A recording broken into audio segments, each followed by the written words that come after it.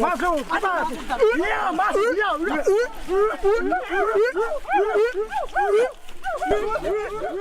Kayu besi rawa sepanjang 17 meter ini disiapkan untuk membuat salib. Melihat panjangnya, timbul pertanyaan, siapakah yang akan disalib? Siapapun itu, pasti sesuatu yang lebih besar dari mereka. Tapi Frankie Woro, Casimilus Awe, dan warga suku Auyu di Papua Selatan ini tak akan melukai siapapun. Mereka memakai salib ini sebagai tanda perlawanan.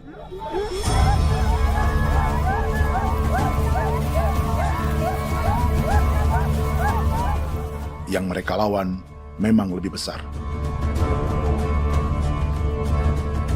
yaitu pemerintah Republik Indonesia. Pemerintah sedang mengincar 2,5 juta hektar hutan orang Papua untuk proyek tanaman industri pangan dan energi.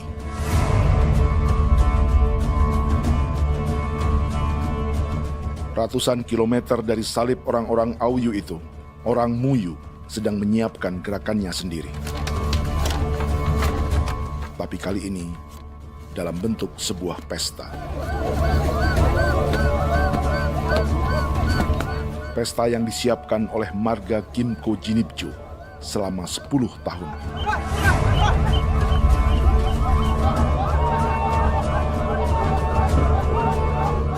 Sosok di marga ini adalah Willem Kimco, orang asli Papua yang tak punya kartu identitas kewarganegaraan manapun.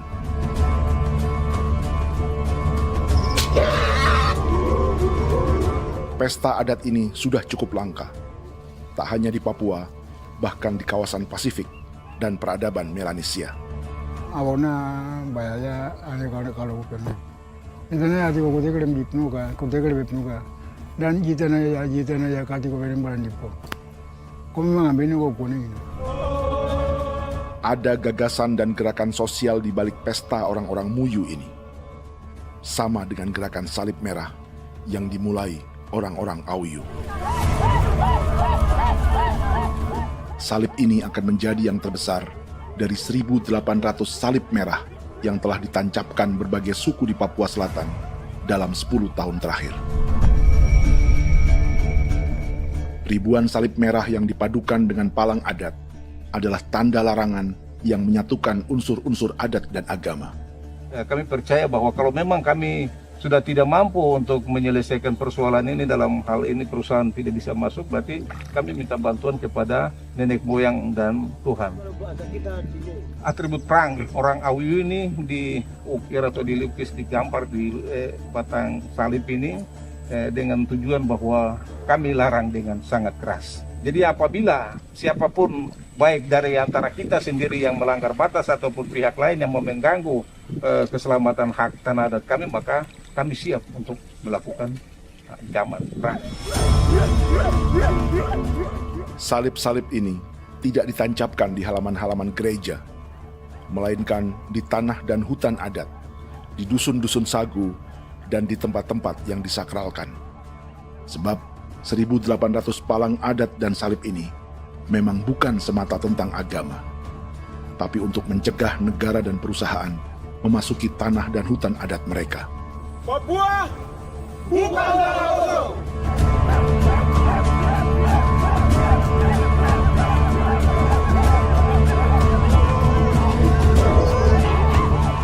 Di zaman TikTok ini, kami ingin menceritakan semua ini lewat film yang pendek.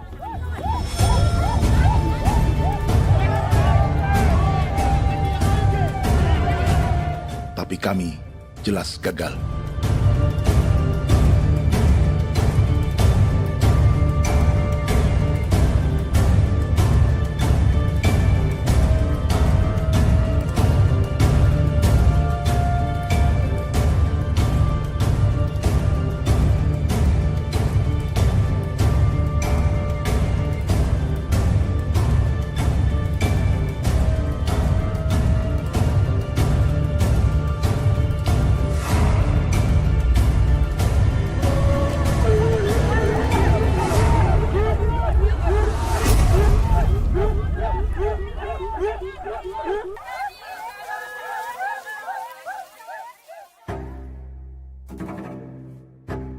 Di planet ini, ada 5 pemilik hutan hujan tropis terluas yang tersisa.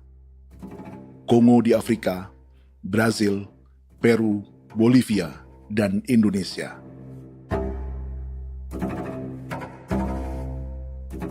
Di Indonesia, satu-satunya pulau yang hutannya masih terjaga adalah Papua, pulau terbesar kedua di dunia setelah Greenland. Lewat sejarah kolonialisme yang panjang, pulau ini kini dikuasai 2 negara. Bagian barat oleh Indonesia yang juga dikenal sebagai West Papua, dan bagian timur menjadi Papua Nugini. Dan tepat di perbatasan ini, di bagian Indonesia, sedang terjadi proyek pemusnahan hutan terbesar di dunia.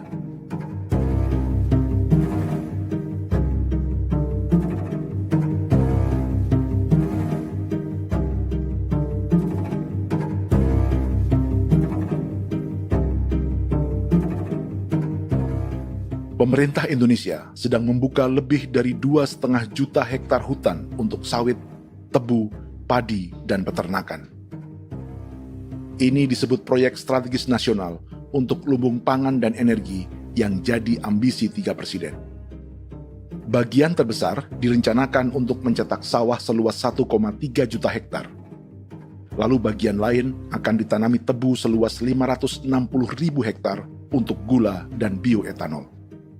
Setiap liter bensin di Indonesia akan dicampur bioetanol 10% atau E10. Ada 10 perusahaan di proyek ini, dan semuanya dimiliki oleh 1 keluarga saja. Berikutnya, ada areal sawit seluas 400.000 hektar untuk biodiesel. Targetnya mencampur 50% solar dengan minyak sawit atau B50. Dan terakhir, pemerintah akan membuka peternakan seluas 380.000 hektar. Jadi, apa yang salah dengan proyek pangan dan energi ini? 5 orang Papua dalam film ini akan menjawabnya.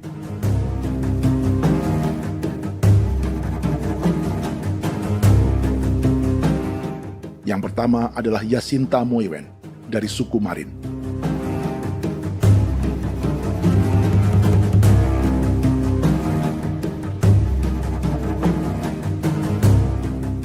Yasinta dan warga di distrik Ilwayap di Merauke sudah menjadi korban.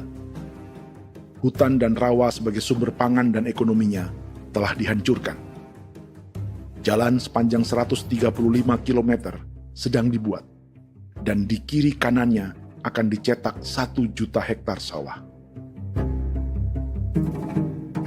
Mereka sulit menolak atau melawan. Salib sudah digeser, masih datang lagi dengan senjatanya mereka nih. Karena proyek ini juga dijaga tentara. Macam-macam senjatanya.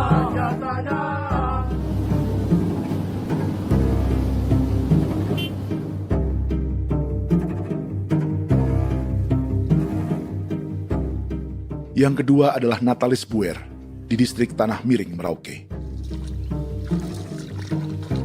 Petani milenial ini merasa ditelantarkan. Sebab setelah hutannya diubah menjadi sawah, sebagian sawah-sawah ini tak tergarap. Orang asli Papua seperti Natalis tak punya modal untuk benih, pupuk, perawatan, hingga ongkos panen.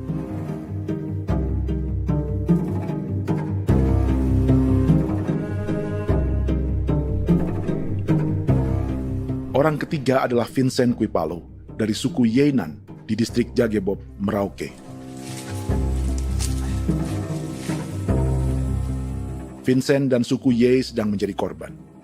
Hutan adat orang-orang Ye sedang dihancurkan untuk perkebunan tebu dan bioetanol. Tanah mereka juga diincar untuk markas-markas militer, pasukan yang akan menjaga proyek pangan dan energi ini.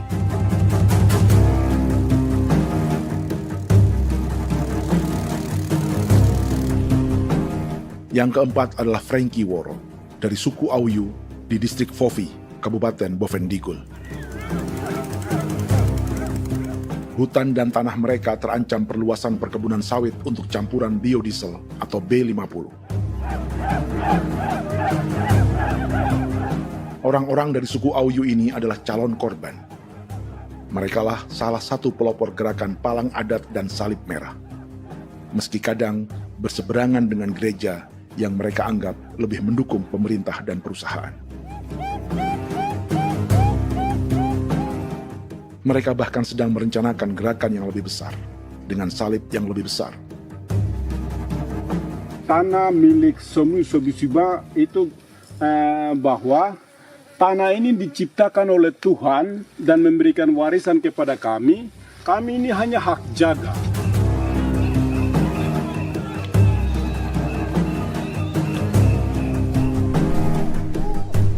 Sosok kelima adalah Willem Kimco dari suku Muyu di Bovendigul. Tokoh adat dari Muyu ini hidup di garis belakang proyek negara, sehingga belum menjadi korban. Tapi mereka sedang bersiap menghadapi segala kemungkinan. Tinggal di belantara dan perbatasan membuat sebagian mereka tak punya status kewarganegaraan. Tapi mereka telah hidup jauh sebelum ada Indonesia atau Papua Nugini.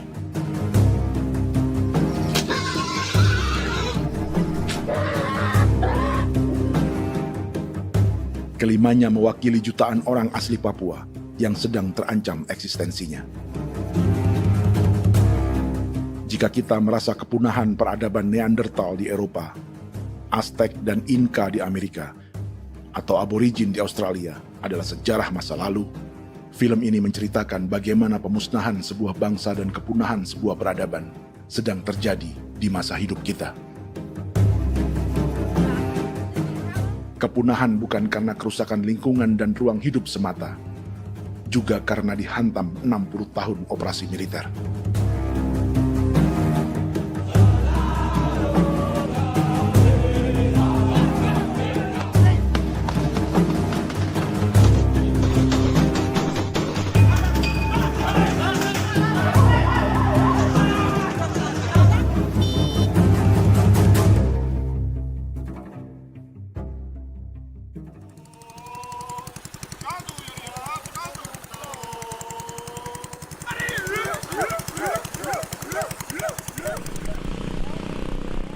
Frankie Woro dan orang-orang Auyu sedang berburu.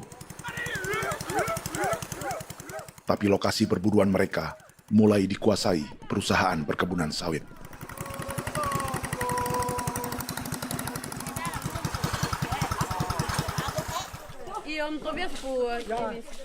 Kita akan menuju arah ke Inabusu. Di sana kami akan masuk di wilayah konsesi perusahaan PT Indo Asiana Lestari, dan di situ ya ada survei-survei mereka yang mereka pernah lakukan, tapi juga kami ada lakukan tanda-tanda saksi di sana.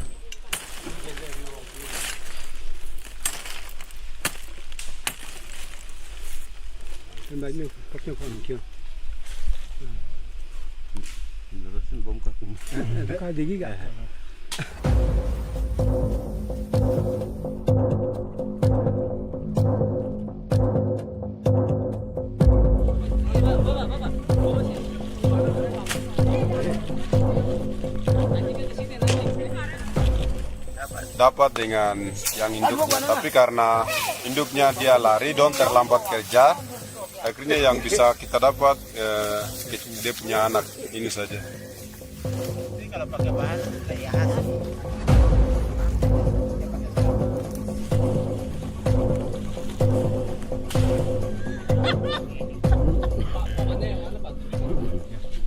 pohon ini pohon bitanggur, dia punya kayu ini kita biasa gunakan untuk kerja perahu, dan juga kulit depu getanya itu kita pakai untuk kerja ini, panah-panah ini lem, jadikan lem ini, panah-panah. Hutan ini adalah supermarket bagi suku Auyu. Juga lumbung pangan atau bank untuk menyimpan deposito kekayaan alam. Hutan juga tempat yang penuh dengan sejarah suku, situs budaya, dan tempat-tempat sakral. Inilah yang sedang mereka pertahankan dari incaran pemerintah dan perusahaan. Untuk semua alasan ini, mereka menancapkan ribuan salib merah.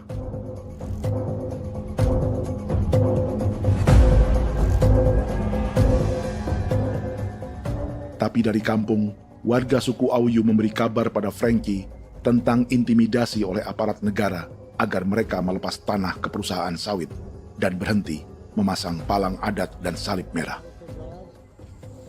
Ada beberapa titik yang saya sudah siap, tetapi di sini emergensi dari saya, terutama di kampung Sokanggon, PT Damai Timber. Dia mengganggu saya dengan menggunakan kekerasan maupun pihak hukum. Dan kemarin saya ada pernyataan penolakan secara resmi, tapi masih tetap dengan menggunakan pihak hukum untuk masuk, untuk harus dituntut saya untuk harus diterima perusahaan itu. Kita di situ ada 15 marga, tetapi 15 marga juga tidak setuju. Marga-marga siapa yang terima dan marga-marga mana saja yang menolak. Nanti kita lihat dari pertimbangan itu, dan di situ dan kita undang mereka untuk bicara dengan kami. Sebagai sosok yang aktif dalam gerakan, warga Auyu terus memberi informasi lapangan kepada Frankie yang tak selalu berada di kampungnya. Izin pernyataan yang mereka paksa saya untuk tanda tangan itu, tapi sementara saya tidak tanda tangan. Data semua ada di tangan saya. Ya. Baik, kalau gitu itu lebih bagus karena tanda tangan itu yang berbahaya. Iya. Tanda tangan itu yang lebih berbahaya karena sekarang ini modern dan canggih, dan itu yang mereka biasa pakai untuk tipu muslihat.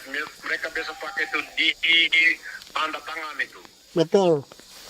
Dari Bambisa juga di Sofia dia masuk untuk memaksakan kami marga untuk harus menerima perusahaan itu.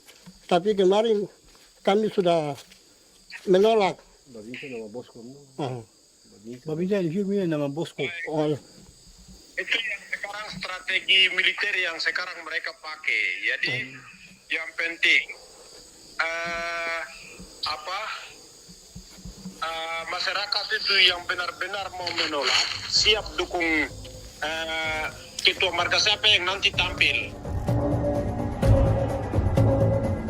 Ini adalah peta konsesi sawit untuk biodiesel dalam proyek strategis nasional. Dan di distrik Fofi inilah, orang-orang Auyu hidup dari sungai dan hutan. Tapi Frankie di Bovendigul masih lebih beruntung. Setidaknya dibandingkan Yasinta Moyen di Merauke yang sudah kehilangan hutan dan rawanya.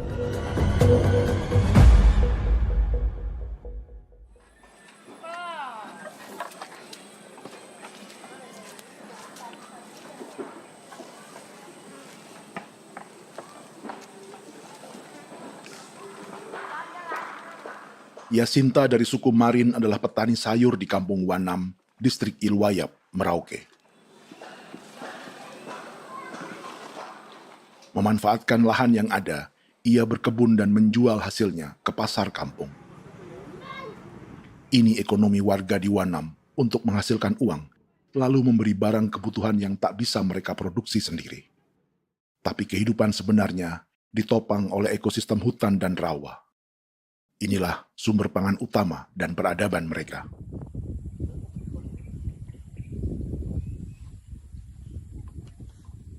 Namun ketenangan ini diusik ketika tiba-tiba pada Mei 2024, di Pelabuhan Wanam datang ratusan alat berat untuk proyek pangan dan energi pemerintah.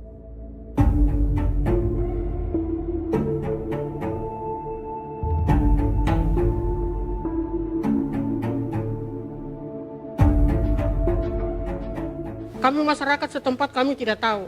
Kami kaget pagi-pagi kapal sudah ada di pelabuhan kami.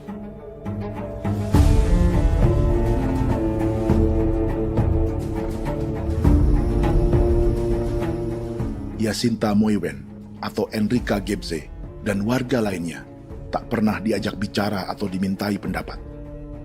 Seakan-akan Papua adalah tanah kosong. Kita suka kaget yang dong bawa turun alat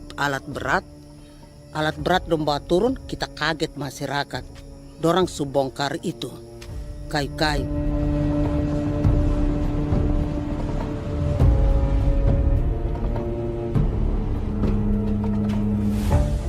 Bersamaan dengan alat-alat berat itu, juga berdatangan tentara Indonesia untuk mengawal proyek pembukaan hutan milik Jacinta.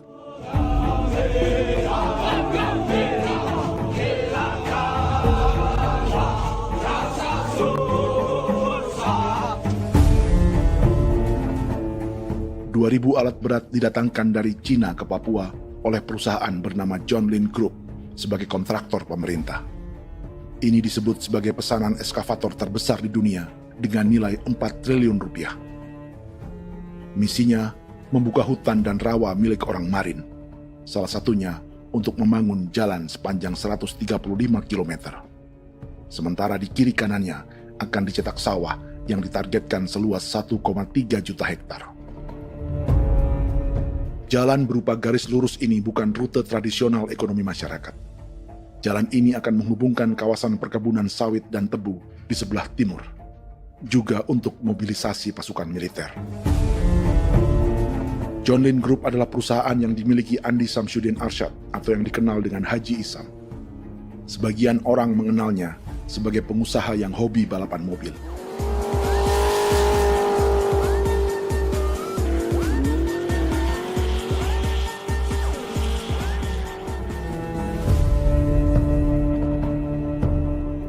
Tapi di Kalimantan, ia berbisnis batu bara, perkebunan sawit, pengolahan karet, penerbangan, perkapalan, dan biodiesel.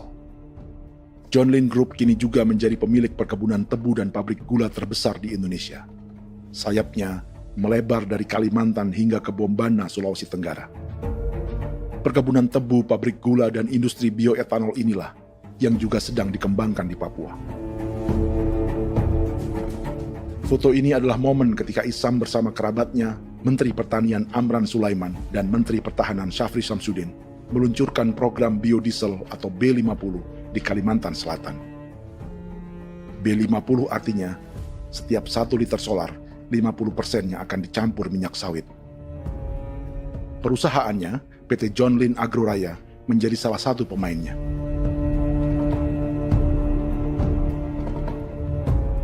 Sepanjang tahun 2025, saham PT John Lin Agroraya pernah naik hingga 700%.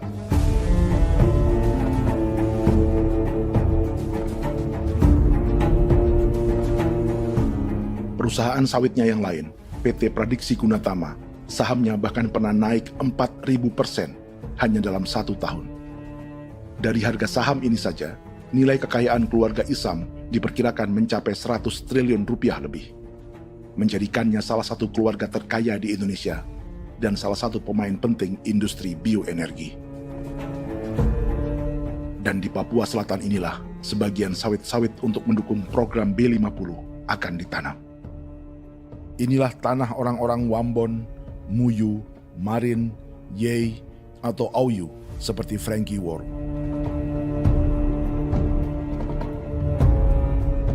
Haji Isam pernah menjadi tim kampanye nasional Presiden Joko Widodo dalam pemilu 2019 saat melawan Prabowo.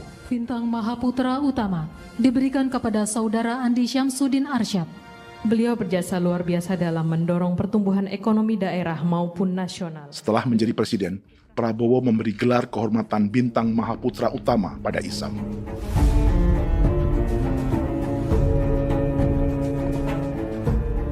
Sejumlah menteri Prabowo, juga kerabat dan orang-orang yang pernah bekerja di perusahaan Isam.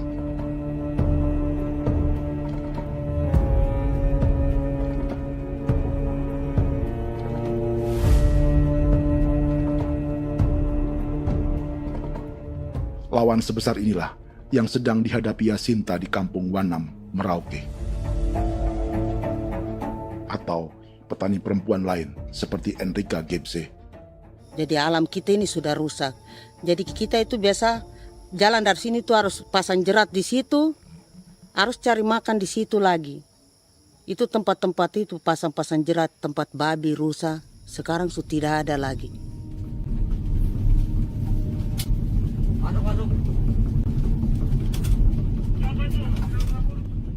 Rekaman ini memberi gambaran bagaimana Kasuari kehilangan rumah di bekas hutan dan rawa yang telah dibabat.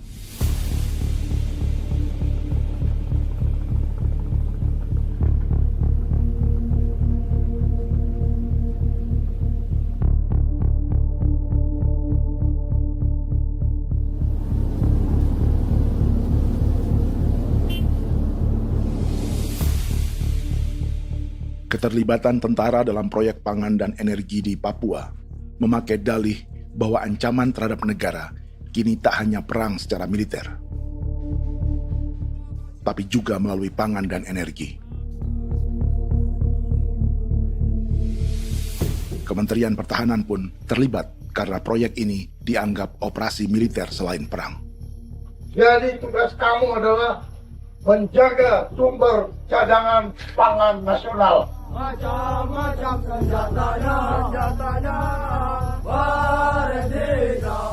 Proyek ini menambah panjang alasan mempertahankan kehadiran tentara di Papua dalam 60 tahun terakhir. Saat ini, jumlah tentara Indonesia di Papua mencapai 56.000 personel, atau ada 1 tentara untuk setiap 100 orang Papua. Bandingkan dengan rata-rata nasional, di mana hanya ada 1 tentara untuk 696 penduduk Indonesia. Itu belum termasuk polisi. Artinya, 1 orang Papua dijaga lebih banyak senjata dari rata-rata penduduk Indonesia. Tanah dan hutan diambil secara sepihak untuk kepentingan pembangunan batalion dan bandar antariksa. Ini bentuk perampasan masyarakat. Penolakan kehadiran markas-markas militer terjadi di sejumlah tempat di Papua. Tak hanya karena trauma dan ketakutan, juga karena mengambil tanah-tanah adat.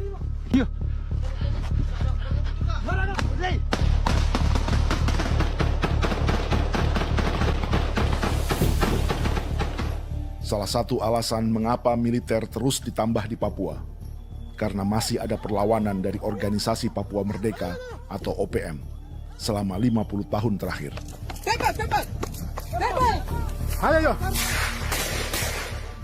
Tapi kekuatan militer OPM diperkirakan hanya 1.430 personel dan 360 pucuk senjata. Selebihnya, mereka menggunakan senjata tradisional.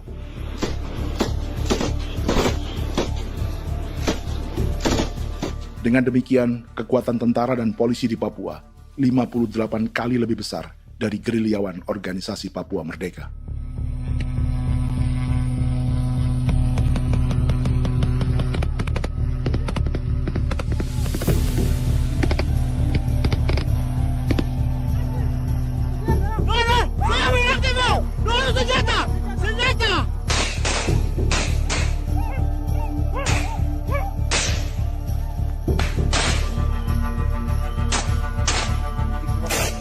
Sebagian tentara berada di garis depan pertempuran, tapi sebagian besar lainnya terlibat operasi non-tempur menjaga proyek pemerintah dan investor swasta.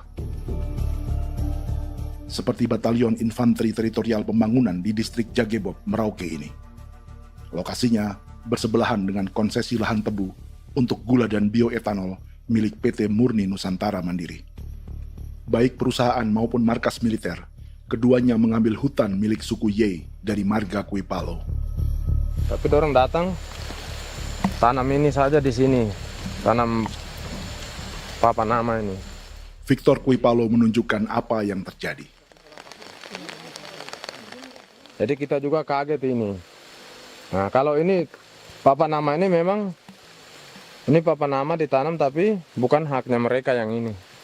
Ini hak kami di sini, hak dusun kami, marga Kuipalo yang punya hak dusun ini. Setelah memasang patok, alat berat mulai bekerja untuk membangun markas militer di tanah orang Ye.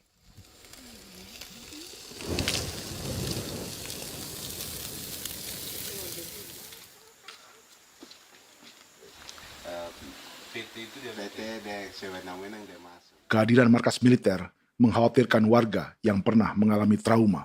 Takut kenapa? Kalau macam yang awal macam sekarang bu kampung hidup ini kan aman. Terus kenapa harus didirikan korem di sini? Bukankah dengan adanya Korem semakin aman ada tentara di sini? Kalau untuk kampung kayaknya tidak bisa aman kalau ada tentara, paling masyarakat dipukul itu ini. Kalau kampung hidup begini malah saya sejahtera dan saya punya masyarakat. Apa pernah ada pengalaman buruk sebelumnya dengan tentara di daerah sini? Ada yang cerita waktu pos-pos di sini tuh di 13, 12 itu zaman katanya Patimura. Memang kasihan. Malah kita punya orang ini yang dianiaya betul, dipukul. Disuruh kerja bakti tidak mau atau lama mencari, namanya kita pangkur sagu itu butuh waktu 1 minggu. Kalau lama begitu ya paling diseret apa pukul itu. Operasi militer Indonesia di Papua dimulai tahun 1962 lewat Operasi Trikora. Tapi perlawanan bersenjata pertama di Papua baru dilakukan tahun 1965 di Manokwari. Nanti tanggal 1 Mei jam 12.30 pemerintahan di Irian Barat mutlak akan jatuh di tangan.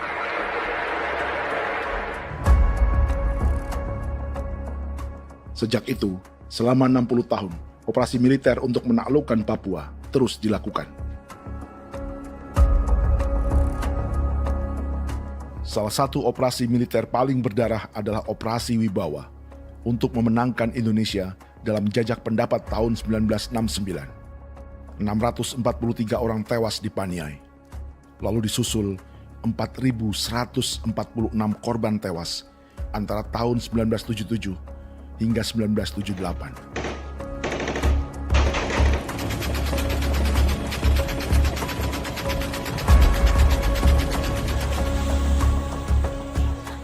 Operasi militer ini menimbulkan gelombang pengungsian hingga kini. Dewan Gereja Papua mencatat 103.000 orang menjadi pengungsi pada tahun 2025 dan nyaris tak diberitakan media-media Jakarta. Jumlah pengungsi terbesar tercatat di Nduga yang mencapai 20.000 jiwa. Banyak di antaranya yang sedang hamil, seperti Jubiana, salah satu pengungsi Nduga. Jadi ini takarik masih kaki be muguruk berselari namen wane kosel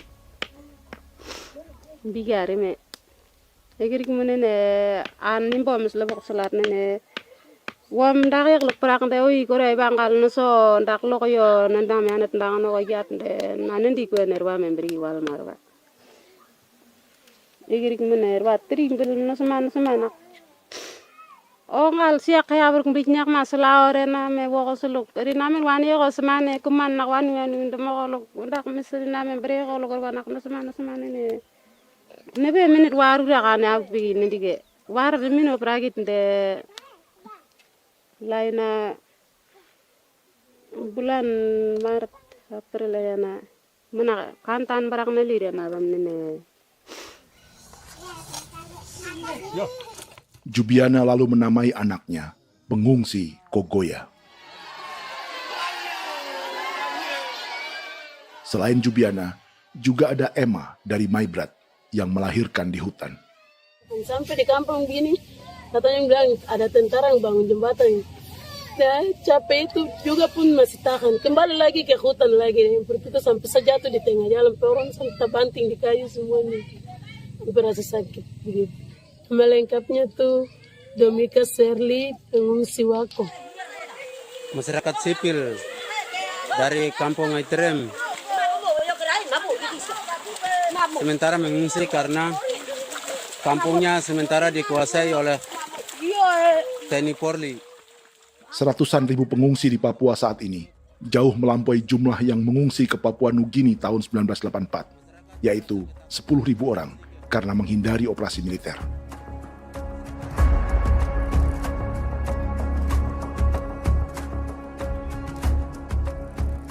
Bersamaan dengan operasi militer, eksploitasi sumber daya alam Papua juga dilakukan sejak masuknya tambang emas dan tembaga Freeport pada tahun 1967.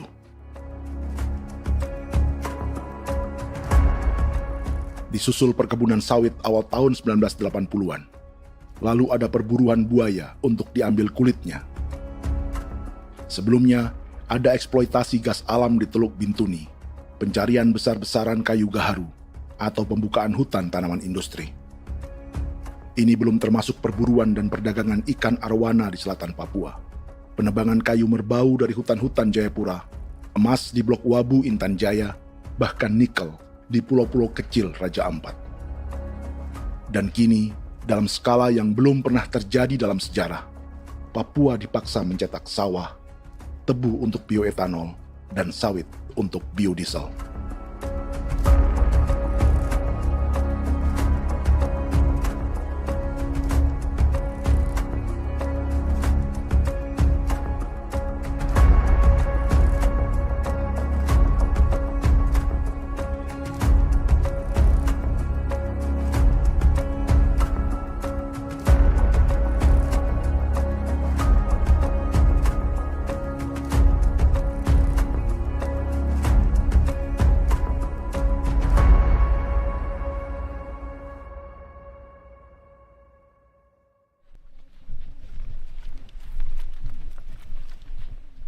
Inilah yang sedang menimpa keluarga Vincent dan Victor Quipalo di Merauke. Hutan mereka diambil untuk markas militer dan industri perkebunan, PT Murni Nusantara Mandiri. Satu dari 10 perusahaan yang diberi konsesi untuk menanam tebu dan memproduksi gula serta bioetanol seluas 52.000 hektar.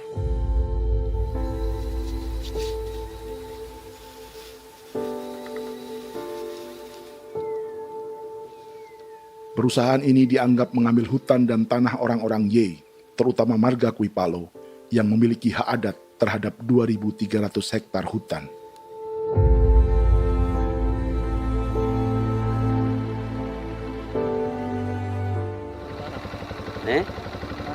Tentara?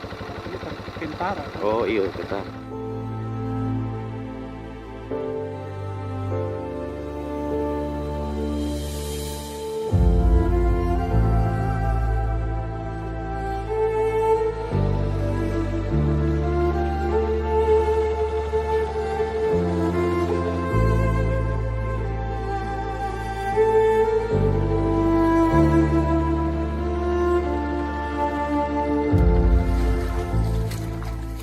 Keluarga Quipalo sedang melihat apakah perusahaan semakin mengancam tanah mereka. Dan kekhawatiran itu terbukti. Iya, makanya tadi saya bilang ini dari sini saja dekat, ini sudah masuk di dalam ujung lapang ini. Ini hutan, yang ini hutan yang dorong ada bongkar sekarang ini. Ini sudah punya alat tuh dekat ini. Dekat sekali ini. Ini di sini. Nacau, kelapa itu yang jalan lama, jalan setapak ini. Dari udara, terlihat alat-alat berat semakin mendekati tanah orang-orang Ye, marga Quipalo.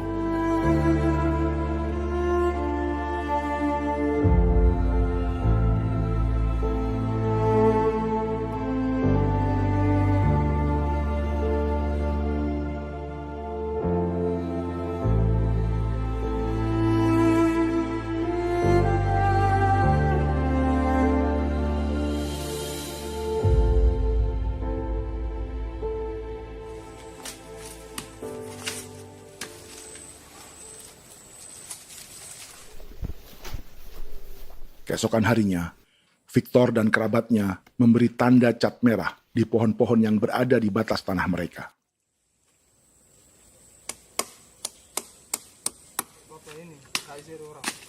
Tapi tanda peringatan adat ini tak diindahkan perusahaan.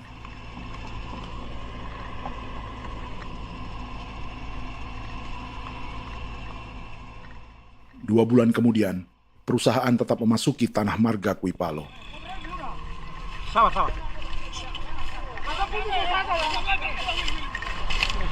Kami manusia, kau lihat. Tapi sudah sakit hati sekali saya kasih tahu adik. Ini sama baik kalau pikiran berubah lagi hari ini. Kami juga punya tangan, hanya beda rambut.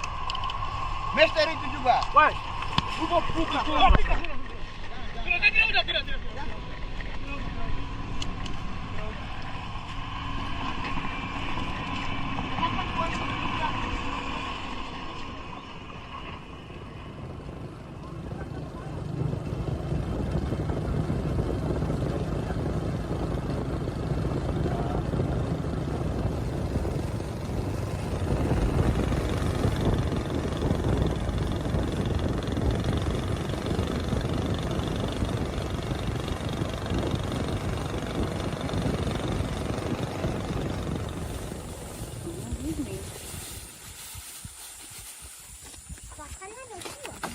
masuk sini.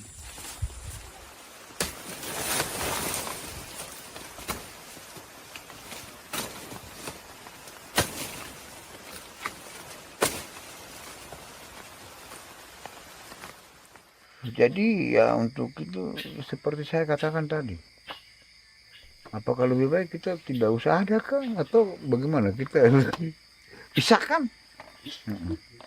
pisahkan dari negara ini kan, jangankan tuh. Saya kemarin bicara sama Daniel, datang sama saya dengan persoalan Kodam ini, saya bilang Pak Daniel kalau lebih baik saya ngungsi ke Papua Nugini. Dia bilang, aduh Bapak jangan begitu. Ya memang kalau tidak bisa menghargai kami, lebih baik pilihan yang itu yang saya memilih. Lebih baik saya pindah dari sini. Saya mengungsi ke Papua Nugini, di negara tetangga. Masih di laut. Apa? Karena saya bilang sama Kapolsek Pak, Agustus ini 17 Agustus saya tidak kasih naik bendera merah putih. Saya bendera ada, nanti saya taruh di meja. Bendera saya ada. Karena saya punya pikiran percuma kita ini merasa bahwa kita hidup di bawah naungan merah putih. Ternyata merah putih tidak lindungi kami. Tidak anggap kami sebagai kami rakyatnya. Dia lambang negara. Dan kami menghargai lambang negara itu. Ternyata lambang negara ini, kita bernaung di bawah lambang negara ini, kita tidak dilindungi. Hak kita tidak dihargai.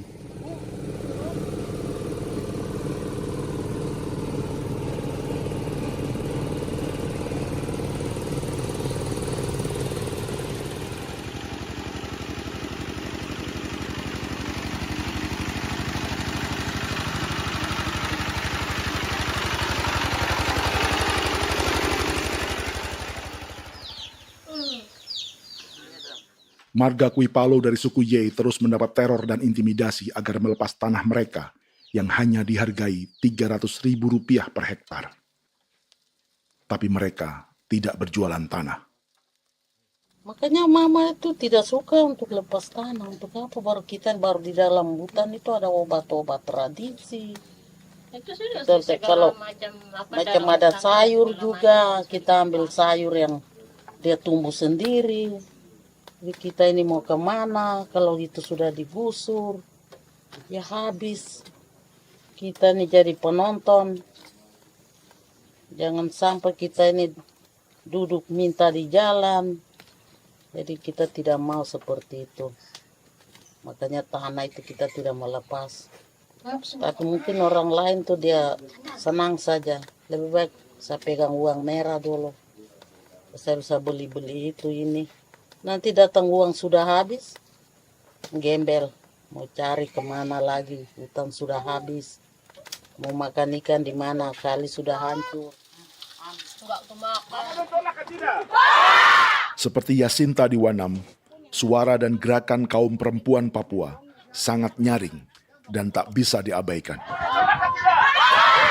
Saya sebagai perempuan tolak untuk perusahaan masuk di sini. Karena kalau saya terima anak-anak saya mau dikemanakan, mau tinggal di mana.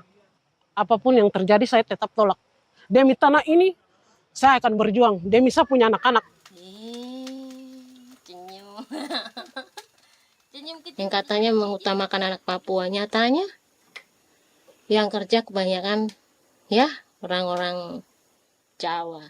Saya sendiri orang Jawa, tapi bukan mau bicara yang tidak-tidak. Memang kenyataannya seperti orang-orang Papua itu diterbelakangkan, kurang diutamakan, gitu.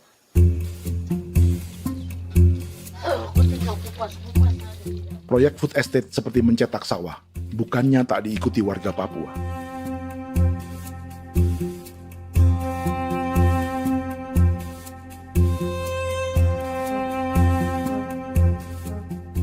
Salah satunya Natalis Buer di distrik Tanah Miring, Merauke.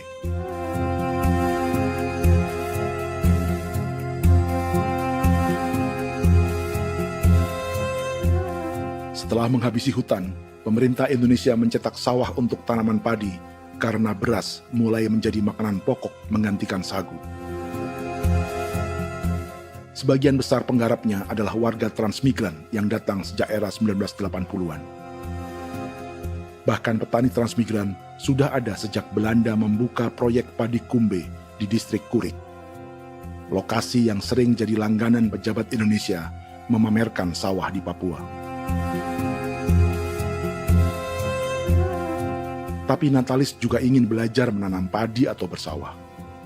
Namun ia kesulitan karena dibutuhkan modal untuk benih, pupuk, hingga pemeliharaan dan panen. Lalu sawah-sawah ini pun mulai dikuasai pendatang.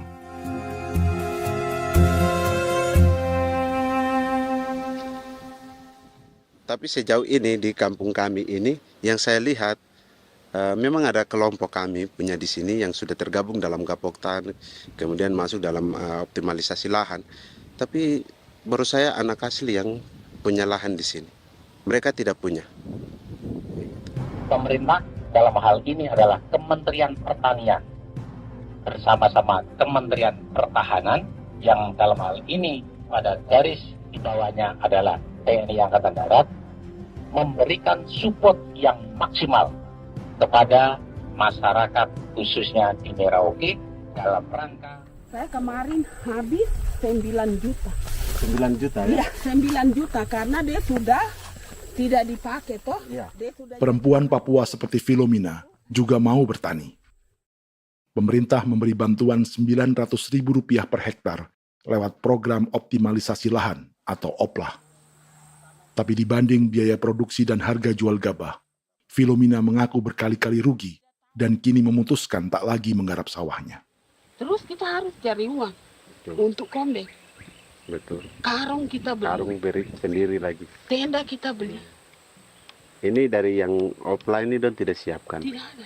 Tidak ada ya, jadi mama don sendiri. Itu yang saya bilang, 900.000. Itu modal untuk kerja sawah ini. Mulai dari kerja sampai nanti panen. Panen. Wih, ngeri sekali. Iya, lucu toh? Tidak dapat itu. Betul, Mam. Dong maksud begini. Kalau disuruh tanam ubi berhektar-hektar, mari datang. Kita tahu cara rawatnya bagaimana, Iya. tanamnya bagaimana, tanam model bagaimana supaya hasilnya model begitu. Kita tahu. Kalau yang ini kan kita baru belajar. Sebagian hutan milik warga Senayu di Merauke sudah dibuka untuk sawah dan kebun tebu oleh PT Global Papua Abadi. Proyek pertanian ini dikerjakan oleh Kodim Merauke. Mereka melepas sebagian tanah karena ingin belajar bertani. Saya tete nenek moyang tidak ajar saya tanam padi. Tapi saya mau berubah. Generasi saya yang berikut ini besok lusa tidak bisa makan pisang, sagu. Namun program optimalisasi lahan yang dijanjikan dengan berbagai bantuan tak dirasakan Filomena. Obat rumput beli, obat padi beli, jonder kita bayar, bahkan bibit masih kurang, cari bibit lagi beli. Jadi saya memang kalau program pemerintah saya sama sekali saya tidak suka. Baku tipu saya.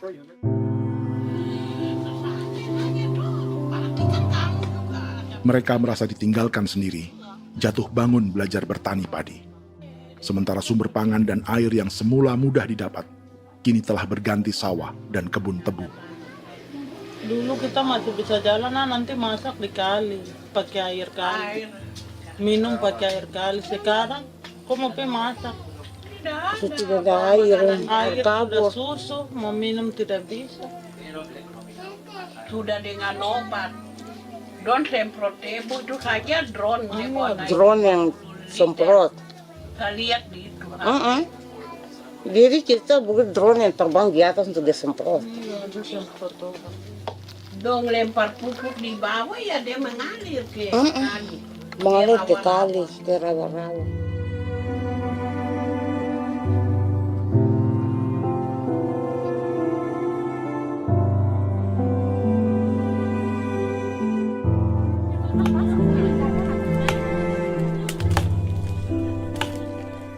Seperti pertanian sawah bagi orang Bali atau Toraja, Bagi orang Auyu dan suku-suku lainnya di Papua Selatan, sagu juga bukan semata tentang pangan.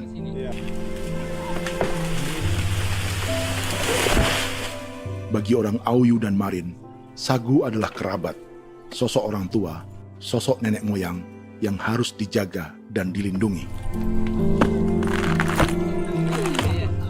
Lagi bikin apa mama ini mama? Pakai toko itu sagu.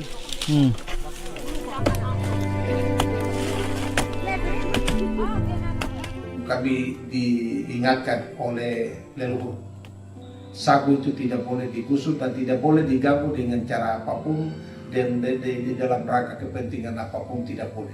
Kamu harus bela, bahkan sampai nyawa pun harus menjadi taruhan demi membela keselamatan pergerakan sagu di atas tanah ini.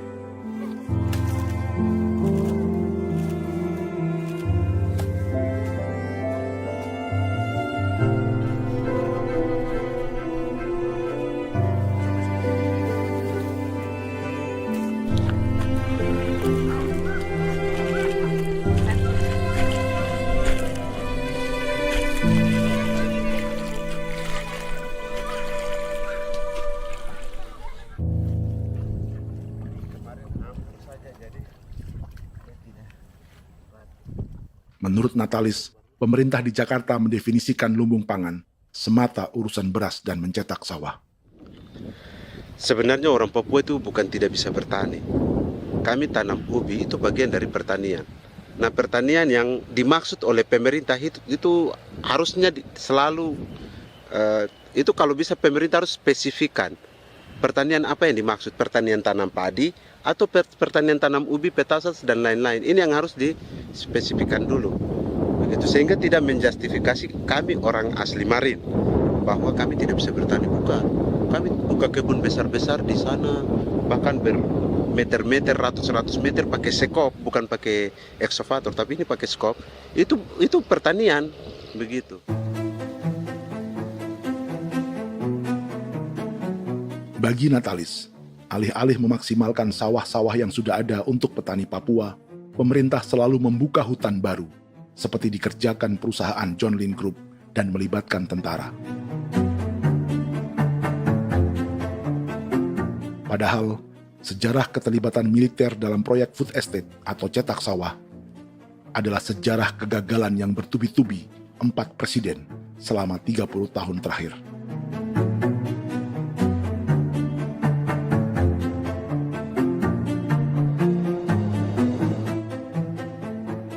Papua bukan yang pertama menjadi proyek lumbung pangan yang melibatkan tentara. Kalimantan telah menjadi korban 30 tahun sebelumnya.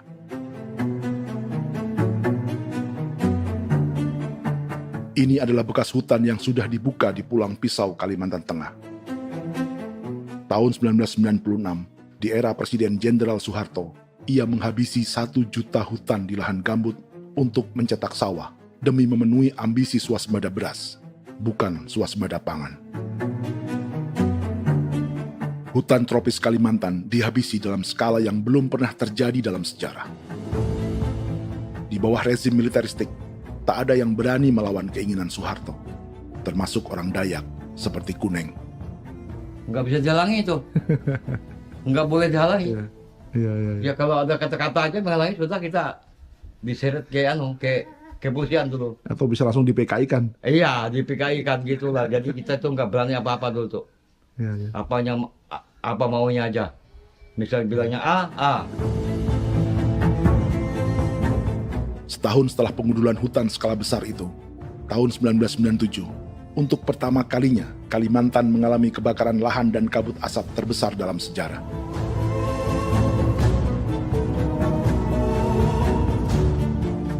Sebagai ilustrasi, ini kondisi kabut asap tahun 2015.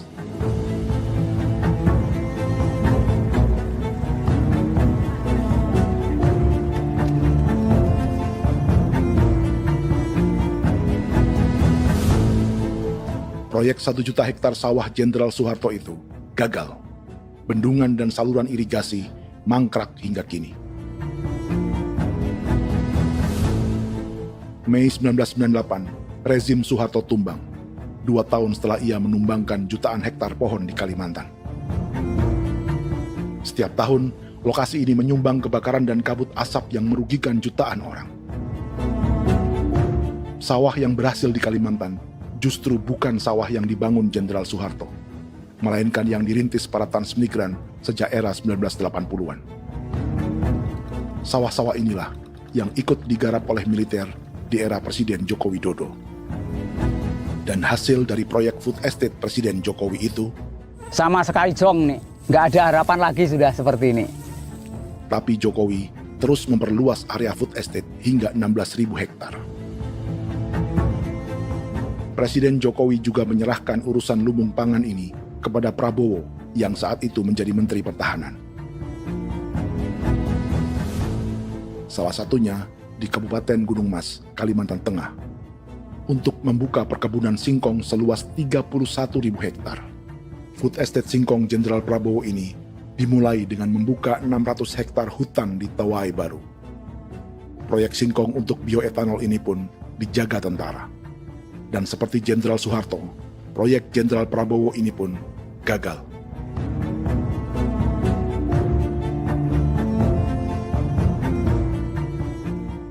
Dengan reputasi ini, Joko Widodo dan Prabowo justru sedang membuka 2,5 juta hektar di Papua.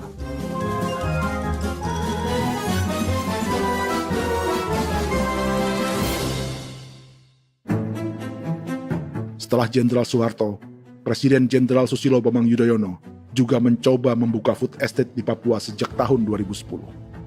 Namanya Merauke Integrated Food and Energy Estate atau MIFE.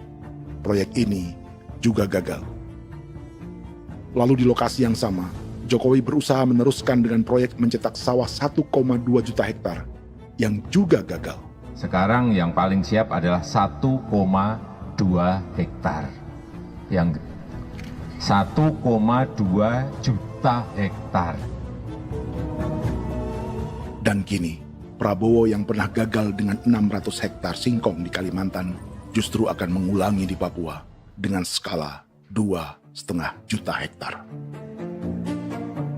Di daerah Papua pun harus ditanam kelapa sawit supaya bisa menghasilkan juga BBM dari kelapa sawit.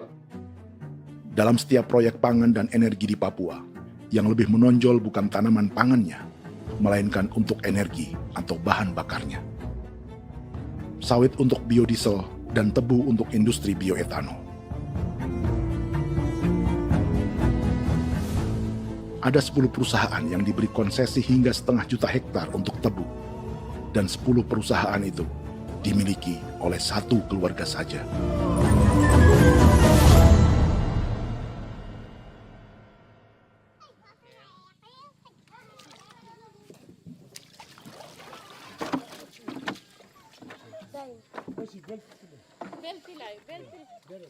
Para perempuan Auyu di Bovendigul akan berangkat memancing. Priska Beni membantu menyiapkan perahu.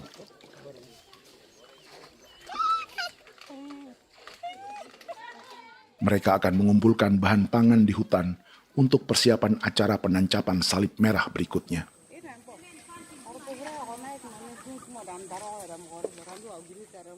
Priska sudah mengambil posisi memancing.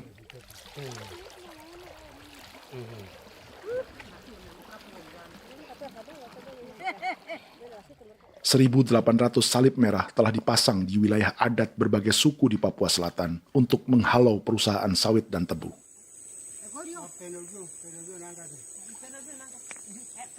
Maria Tebung yang paling muda datang membawa hasil. 2 ekor ikan gastor alias gabus toraja. Sebagai generasi Z, pendidikannya sampai sekolah dasar.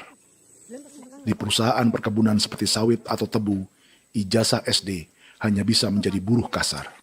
Tapi ia tak tertarik. Karena kita hidup itu dari alam, kita pancing, juga di darat, bawa anjing, terus bikin pagar sagu, dapat babi, bawa baru kita makan. Jadi kita tidak mau perusahaan masuk. Sementara Priska Beni masih mencari peruntungan. Tapi baginya, menjadi nelayan di Sungai Fofi masih lebih baik daripada bekerja 9 tahun di perkebunan sawit.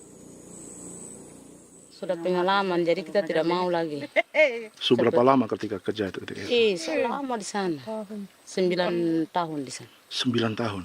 Saya baru pulang dari perusahaan. Selama 9 tahun kerja di sawit, bisa punya rumah kah? Atau Tidak. motor kah? Tidak. Johnson kah? Tidak. Cuma makan saja. Pendapatan juga kan tidak lebih. Habis dimakan.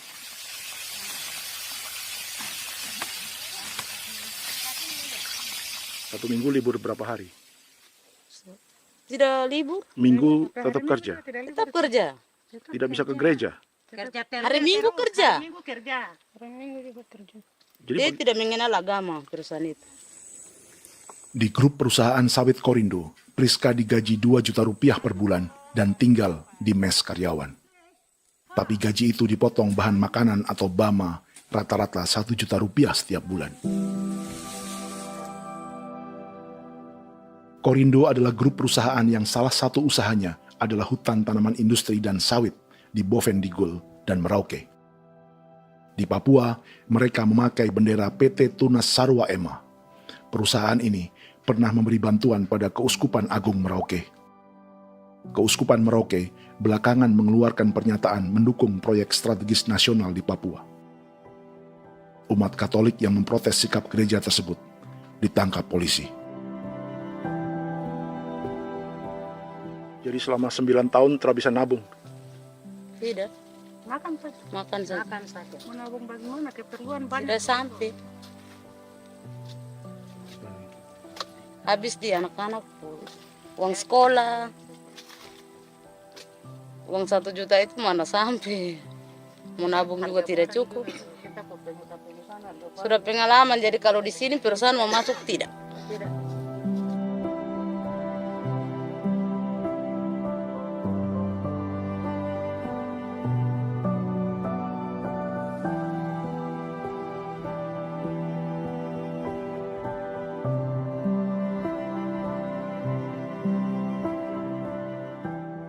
Dan menu makan siang seperti ini agaknya sulit bagi buruh sawit atau tebu yang digaji 2 juta rupiah per bulan. Generasi Z seperti Maria Tebung atau generasi milenial seperti Priska Beni punya matematika ekonominya sendiri. Sawit untuk biodiesel atau tebu untuk bioetanol tak akan ada bedanya bagi mereka.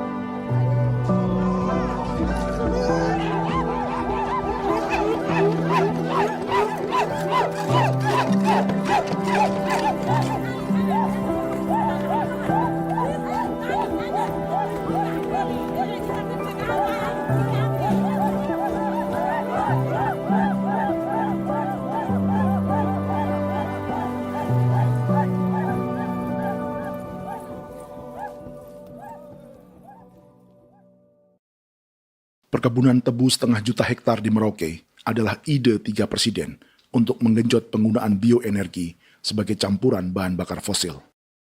Selain swasembada pangan, swasembada energi di daerah Papua pun harus ditanam kelapa sawit supaya bisa menghasilkan juga BBM dari kelapa sawit. Juga tebu menghasilkan etanol. Singkong, kasava juga untuk menghasilkan etanol. Bioetanol adalah bahan bakar nabati atau tumbuhan yang dapat dicampur dengan bensin.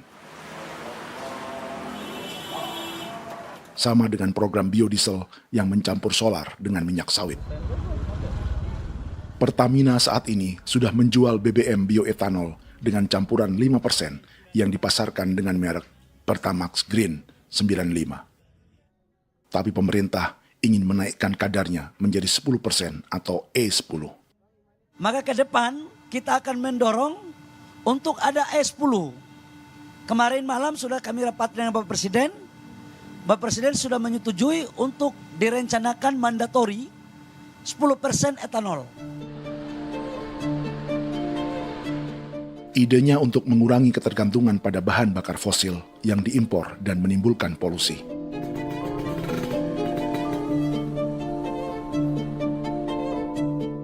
Tapi bioetanol bukannya tak mengorbankan lingkungan, hutan, rawa, dan manusia. Karena program E10 membutuhkan 7,3 miliar liter bioetanol, maka lahan yang dibuka untuk menanam tebu bisa mencapai 1,3 juta hektar. Sementara saat ini, luas perkebunan tebu di Indonesia hanya 500 sampai 600 ribu hektar. Artinya, butuh lahan baru hingga 800 ribu hektar untuk menanam tebu.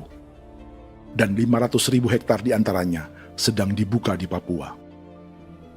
Hutan yang tadinya untuk menumbuhkan pangan berubah jadi tanaman untuk bahan bakar di jalanan. Kecepatan pulihnya hutan beradu dengan jumlah dan kecepatan kendaraan di jalanan.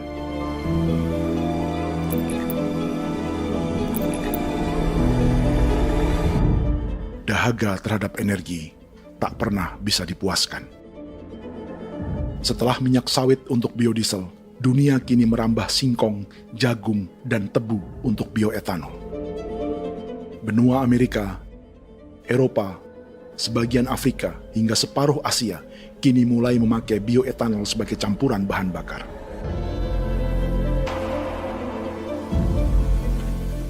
Selain perebutan lahan, masa depan dunia juga dibayangi semakin mahalnya harga pangan karena persaingan antara perut manusia dengan tangki kendaraan. Ini adalah lokasi perkebunan tebu dan bioetanol PT Murni Nusantara Mandiri yang mengancam tanah Vincent Quipalo dan orang-orang Ye di Merauke. Beberapa kilometer di selatan adalah PT Global Papua Abadi yang mengancam tanah orang-orang Muyu dan Marin.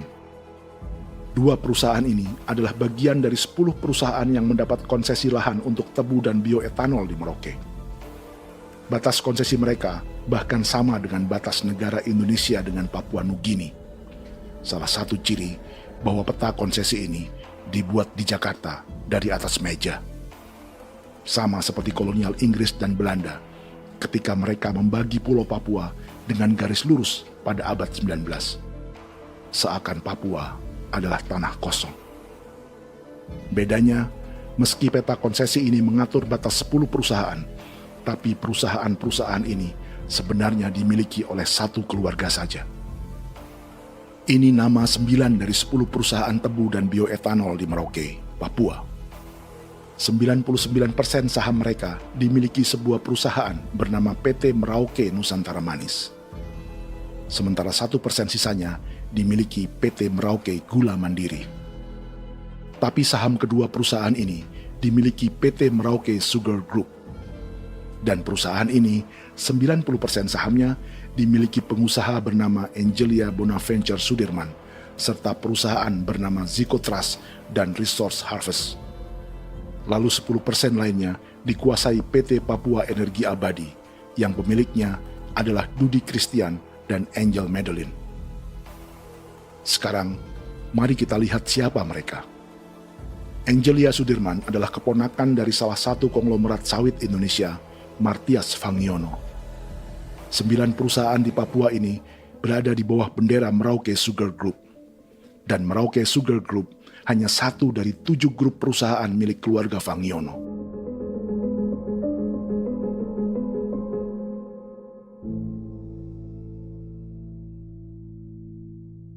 Ini Martias Fangiono.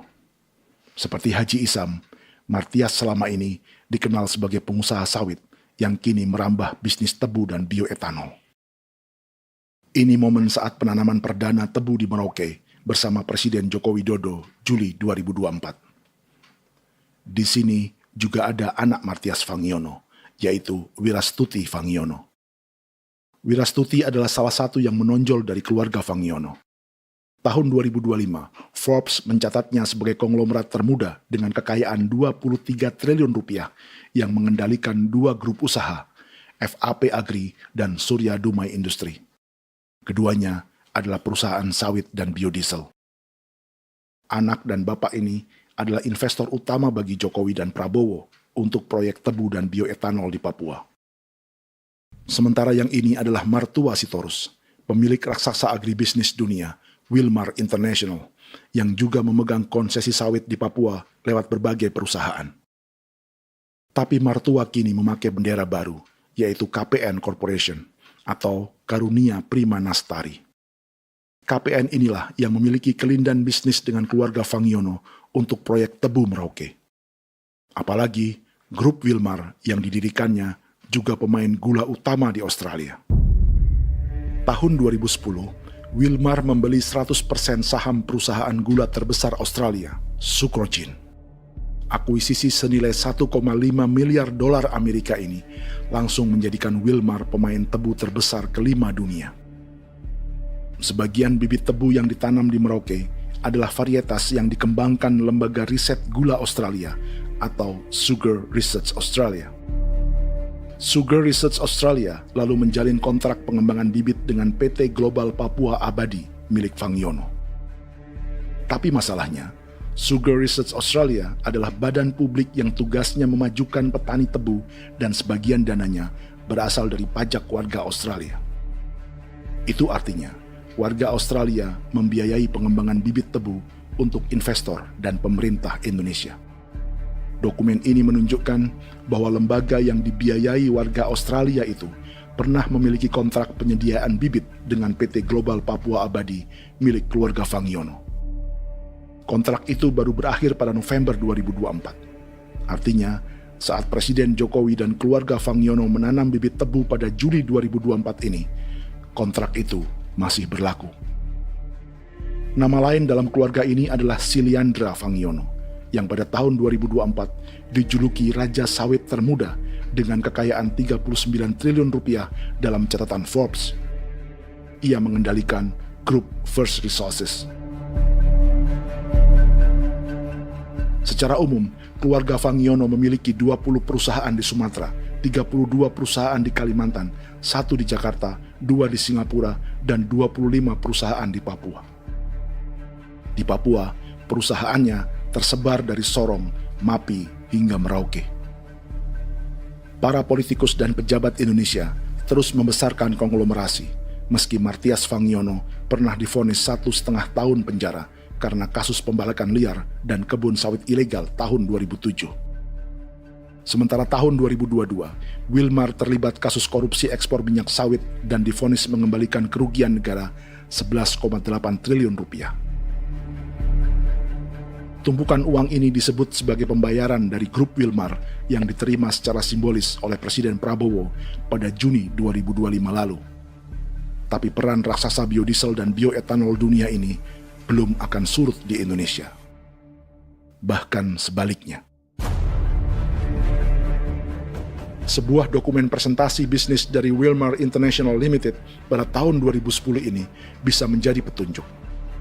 Presentasi ini bagian dari proses pembelian 100% saham raksasa tebu Australia, Sucrogin. Dalam presentasi ini, Wilmar mengaku ditawari konsesi lahan 200.000 hektar di Papua, atau dulu disebut Irian Jaya, untuk menanam tebu.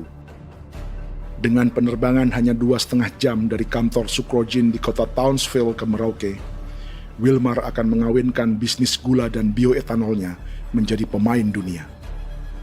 Dan lokasi yang diincar oleh Wilmar adalah distrik Ilwayap di Merauke, kampung halaman Yasinta Moiwen. Dan persis disinilah, 14 tahun kemudian, ribuan eskavator John Lynn Group milik Haji Isam mulai membuka hutan sebagai kontraktor pemerintah. Presentasi dan gagasan ini dibuat oleh Wilmar pada Juli tahun 2010. Sebulan kemudian, Agustus 2010, pemerintah Presiden Susilo Bambang Yudhoyono meluncurkan proyek Lumbung Pangan dan Energi Merauke atau Merauke Integrated Food and Energy Estate. Targetnya membuka lahan 1 juta hektar dalam 5 klaster yang masing-masing 200.000 hektar. angka yang sama dengan presentasi Wilmar.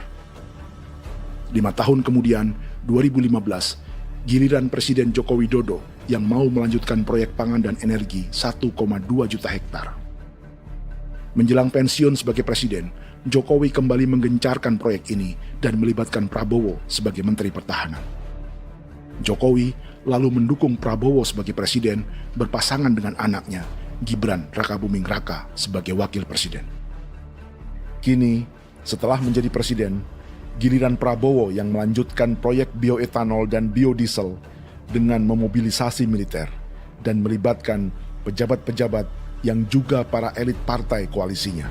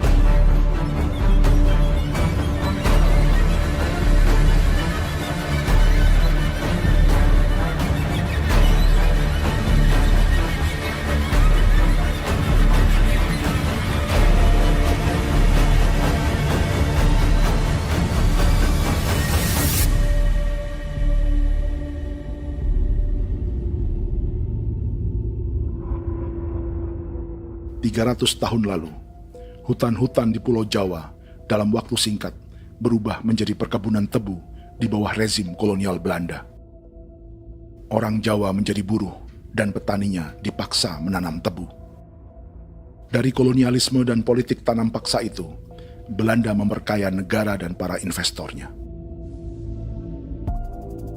Tak puas membuka hutan untuk perkebunan di Jawa dan Sumatera, kolonial Belanda menanam tebu hingga di Suriname dan mengerahkan ribuan orang Jawa sebagai buruh pada tahun 1890. Inggris yang sudah menguasai negara seluas India dan Papua Nugini pun masih menanam tebu jauh di tengah Samudra Pasifik, di tanah orang-orang Fiji. Lalu memindahkan puluhan ribu orang India menjadi buruh di sana. 200 tahun sebelumnya, ratusan ribu orang Afrika bahkan diperbudak untuk bekerja di perkebunan-perkebunan tebu Spanyol dari selatan Eropa hingga Karibia, Kuba, atau Jamaika. Jika dulu tebu menjadi gula atau emas putih, kini cerita kolonialisme tebu berlanjut di Papua untuk bahan bakar nabati atau bioetanol. Dan seperti semua cerita tentang kolonialisme, akan ada yang berpesta dan ada yang membayar. Dalam setiap cerita pesta kolonialisme, baik di Jawa, Karibia, atau di Papua, selalu melibatkan para elit lokal, dari pejabat, perwira, hingga agamawan. Tapi dalam setiap kolonialisme, juga selalu ada cerita tentang mereka yang mempertahankan diri dan melawan.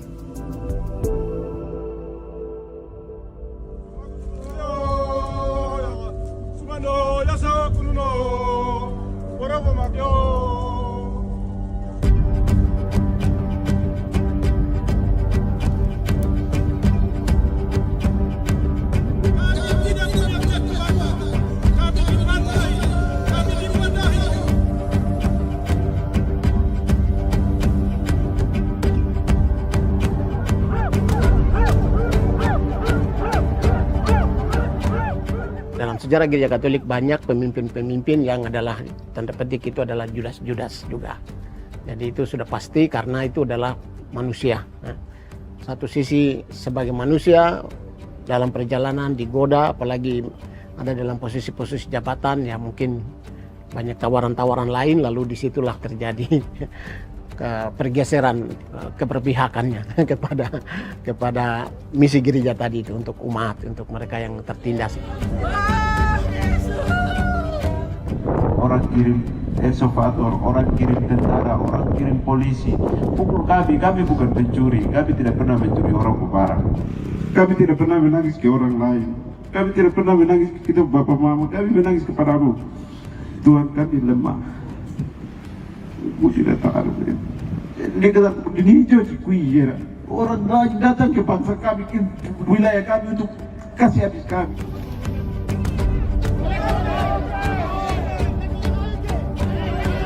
Ya Hakimam Dehi, Ya Hakimam Dehi, Bono Ya Hadikul Dehi, Bono Ya Hadikul Dehi.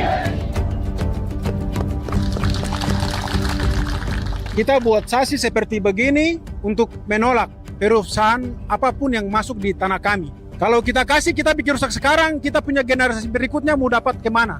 Jadi kita nyatakan sikap di sore hari ini, kami tolak.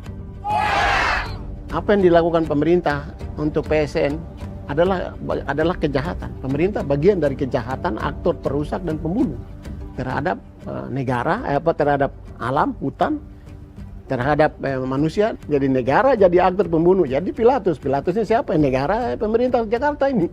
Tanah Wiu bukan kosong. Masyarakat adat kami siapa? Perusahaan tolak. Biar nasa.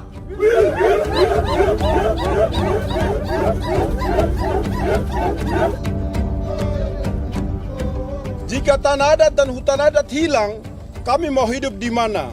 Maka di sini saya mau bilang, negara jangan tipu-tipu kami lagi.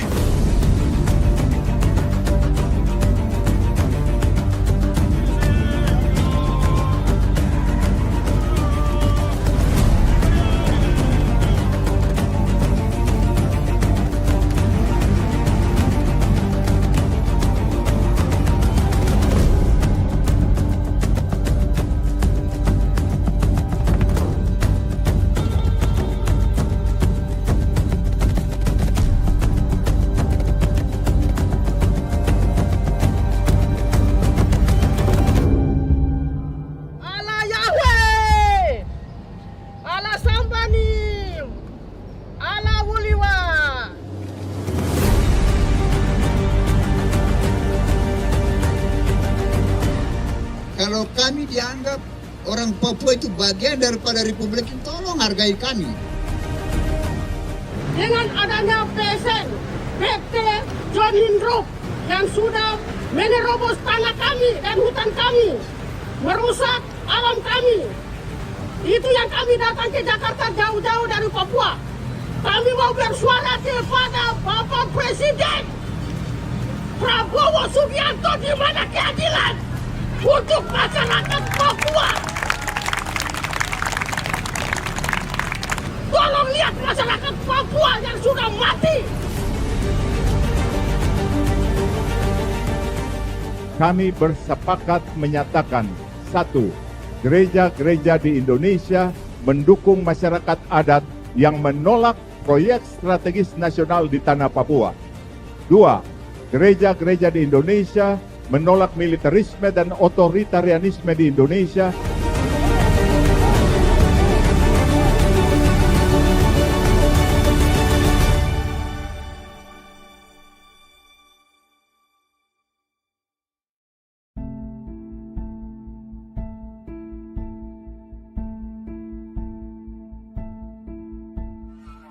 Kita sering merasa banyak hal buruk sudah jadi cerita sejarah. Dan kita sekarang hidup lebih baik, lebih beradab, atau mustahil melakukan kejahatan seperti di masa lalu. Kita tidak lagi menghukum mati orang dengan memenggal kepalanya. Kita menembaknya atau menyuntik racun agar tertidur dan mati.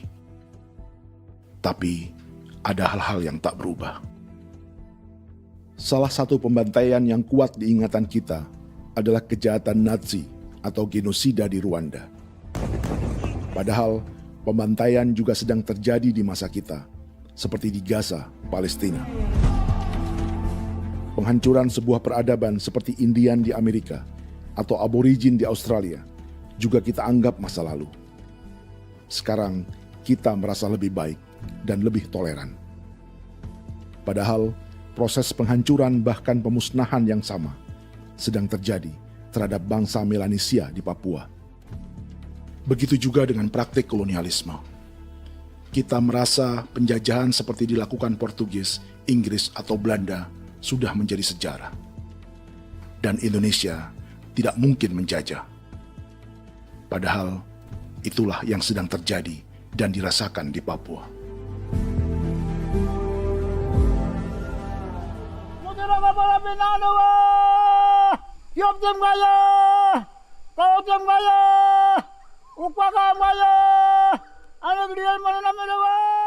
Jalannya sejarah ini disadari Willem Kimco di pedalaman Bovendigol, Papua. Hidup terpencil dan tak tersentuh urusan negara bukan berarti selalu aman.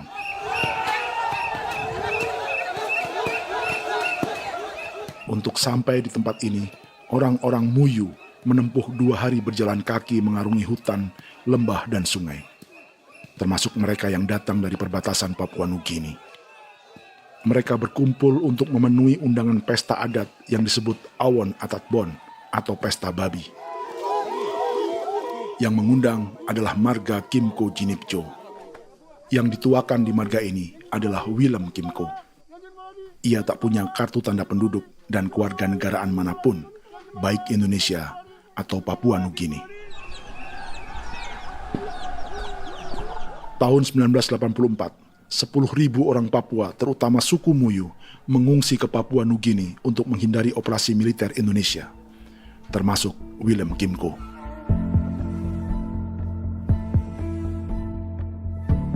Apa yang membuat pesta adat ini istimewa? Apa bedanya dengan acara serupa yang dihadiri pejabat, tokoh agama, LSM, atau yang direkam oleh kru televisi dan konten kreator? 18. Pertama, untuk membuat pesta babi, orang Muyu perlu persiapan selama 10 tahun. Sebab, babi-babi yang akan jadi bagian dari pesta ini tak boleh dibeli, alias harus dipelihara sendiri. Babi-babi ini bukan bantuan pejabat pemerintah, gereja, atau LSM.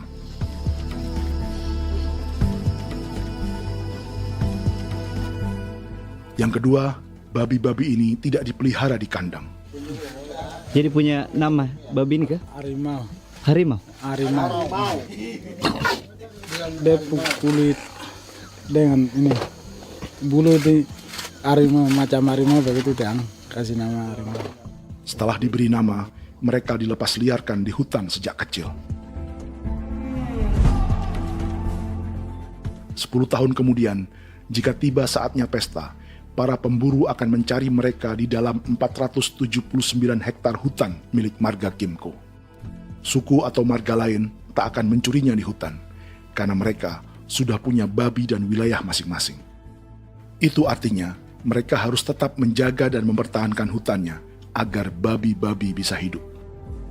Demikian juga dengan lahan pangan mereka, yang menumbuhkan sagu, keladi, atau aneka sayuran.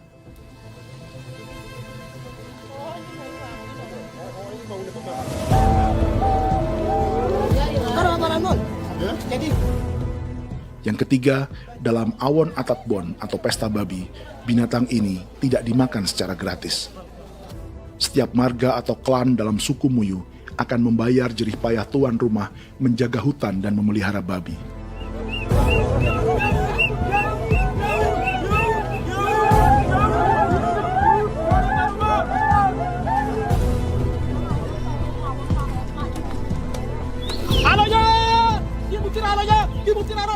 Ini seperti arisan untuk menjaga budaya dan lingkungan. Bagian dari budaya dan ekonomi timbal balik yang ditandai dengan siklus memberi dan menerima.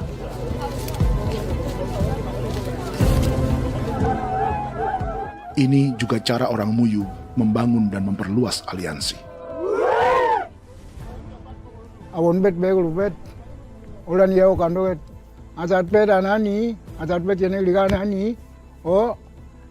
Ado amte nani menini tene yage kepo ke mau ko di mana kepo ke mau mayet me kep tetek no mayango kep kan between wene ke iftore wen ne we ne tene ka dek me oke kep kan nanti ko to ka mau kepo ke pasa ko to nan kon kene man gine wan ko ka ti bolon ja bengo ko ni bolon ja. Jika Willem Kimco dan marganya bisa menjaga hutan dan wilayahnya, marga lain ikut diuntungkan sebagai sebuah ekosistem. Demikian juga sebaliknya. Alasan keempat, mengapa pesta babi ini memiliki tempat khusus dalam peradaban orang Muyu, karena Willem Kim Ko khawatir peradaban mereka akan punah, menyusul ancaman terhadap ekosistem dan hutan. Setiap marga atau klan harus mengkonsolidasi diri dan membangun aliansi.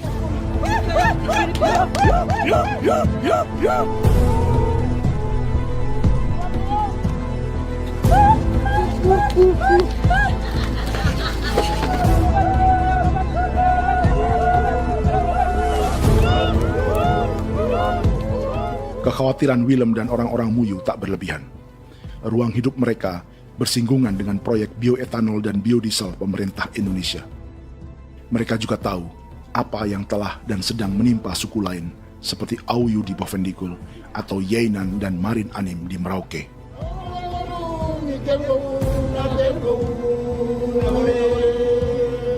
Jika suku-suku lain menggunakan palang adat dan salib merah sebagai gerakan perlawanan, orang-orang Muyu memakai pesta babi untuk mempersiapkan diri dan konsolidasi. Sebab, berbeda dengan saat mengungsi tahun 1984, kali ini yang datang ke tanah orang-orang Muyu tak hanya tentara, juga alat-alat berat bersama para pebisnis pangan dan energi.